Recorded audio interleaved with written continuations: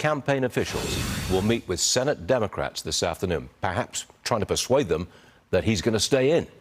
Senator Ted Cruz, Republican from the great state of Texas, joins us now. Mr. Senator, is Biden going to bow out gracefully, or is he going to be forced out?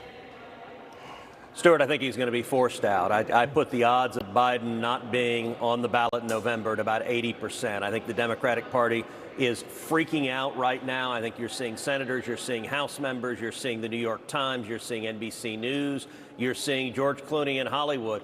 And it's worth noting why they're freaking out. Listen, they've all known for 6 months, for a year, for longer, that Biden's mental capacity was severely diminished, that he was not up to doing the job. But they're not worried about having a commander-in-chief who's not capable of fulfilling the responsibilities. The only reason they're panicking is because they now realize the American people have seen that, and they're terrified that he's going to lose in November. And so now they're willing to dump him. I put the odds at about 80% they dump him, and if and when they dump him, I think their replacement nominee will be one of two people. It will either be Michelle Obama or it will be Kamala Harris. And I actually predicted 10 months ago on my podcast, Verdict with Ted Cruz, 10 months ago I predicted they were going to push Joe Biden out and replace him with Michelle Obama. That may still prove to be the case. You see my eyes widen when you said that, Michelle Obama. I'm a little surprised there. You've seen the Axios report that Majority Leader Chuck Schumer is, quote, open to dropping Biden as the nominee, despite insisting in public that he's for Joe. What's the gossip in Congress about senior Democrat leadership? Did they really want him out?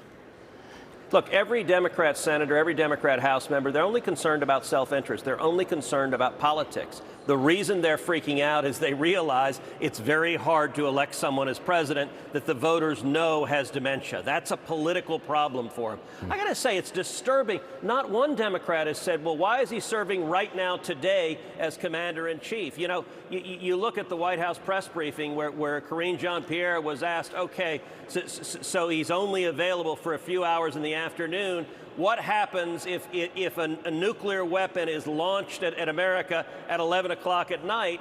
And the White House's answer was, well, he has a team that can deal with that. You know what? Yeah. It is the president's job to deal with that. It's the commander-in-chief's job to deal with that. And not a single Democrat has said, you know, he's so diminished, he doesn't need to just not be on the ballot. He needs to step down, or they need to exercise the 25th Amendment and remove him. The press conference tonight, 5:30 Eastern, we'll cover it. Is this a breaking point for the presidency, perhaps? So, look, I think it's one more straw, but I already think he's toast. I think the Democrats are in full-on panic, and I view this as largely inevitable, that they're moving towards dumping him, and realize they've got a combination of two things. They've got, number one, the severe mental diminution of the president due to old age.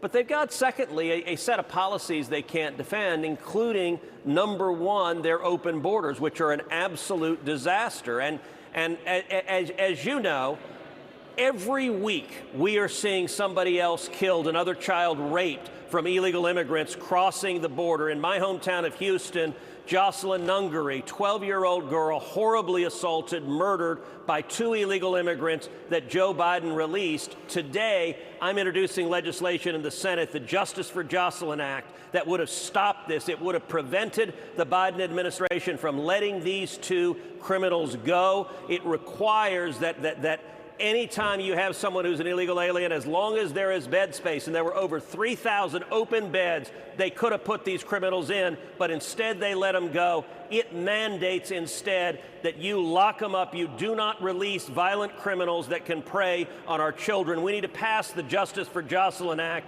to stand up for her and to stand up for the next child whose life is threatened by their open borders. Out of time. Senator Ted Cruz, thank you very much for being with us. An important day, and we appreciate you being here. Thanks very much, Senator. Thank you, Steve.